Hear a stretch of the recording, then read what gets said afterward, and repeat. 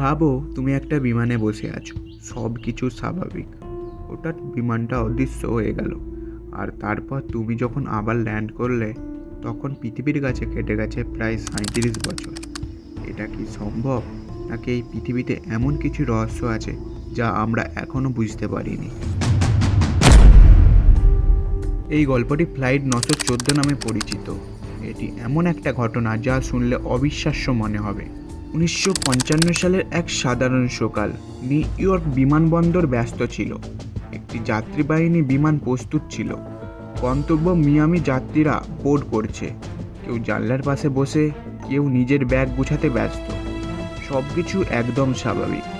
Pilot ঘোষণা দেয়, আমরা খুব শীঘ্রই উড্ডয়ন করব। বিমানটি ধীরে ধীরে রানওয়ে থেকে আকাশে উড়ে যায়। প্রথম কিছু সময় সব কিছুই ঠিকই ছিল। এরপর যা হয়েছিল তা পুরোপুরি অবিশ্বাস্য।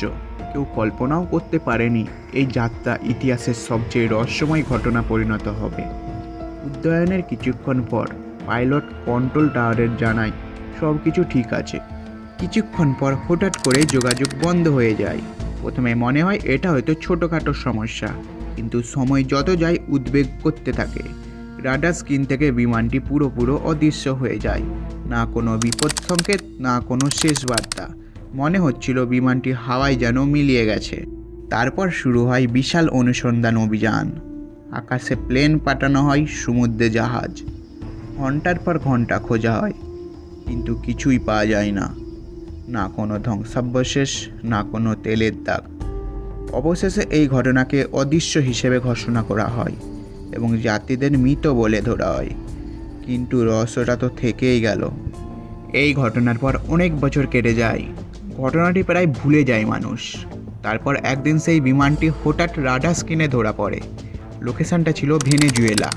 কন্ট্রোলটা যোগাযোগ করে এবং প্রশ্ন করে তাদেরকে, তোমাদের পরিচয় দিন। বিমান থেকে উত্তর আসে, এটা ফ্লাইট 914, নিউ ইয়র্ক থেকে মিয়ামি যাত্রা। এই উত্তর শুনে সবাই স্তব্ধ হয়ে যায়, কারণ এই বিমানটি বহু বছর আগে হারিয়ে গিয়েছিল। কিছুক্ষণ পর বিমানটি সুস্থভাবে ল্যান্ডিং করে। কর্মীরা বিমানটির কাছে যায় এবং যা দেখে তা পুরো অবিশ্বাস্য। পুরনো মডেলের সেই বিমান, আর পুরনো পোশাক পরা যাত্রী। তারা জানেই না তারা 37 বছর পর ল্যান্ডিং করেছে। তাদের চোখে সব কিছুই অচেনা। শেষে জানা যায় এই ঘটনা কোনো সরাসরি প্রমাণ নেই, এটি একটি ম্যাগাজিন থেকে ছড়ানো গল্প মাত্র। কিন্তু সব গল্পই কি মিথ্যা, নাকি কিছু গল্পের ভিতরে লুকিয়ে থাকে তাদের কোনো অজানা সত্য? তোমাদের কি মনে হয়, বিমানটি কোথাও উধাও হয়ে গিয়েছিল, নাকি কোনো অজানা শক্তি বিমানটির সময় থামিয়ে দিয়েছিল? তা অবশ্যই কমেন্টে তোমাদের মতামত জানাও। আর হ্যাঁ, এই ভিডিওটিকে অবশ্যই একটি লাইক করে চ্যানেলটিকে সাবস্ক্রাইব করো, কারণ আমি এই রকমই রহস্যময় ভিডিও আমার চ্যানেলে আপলোড করে থাকি। ধন্যবাদ।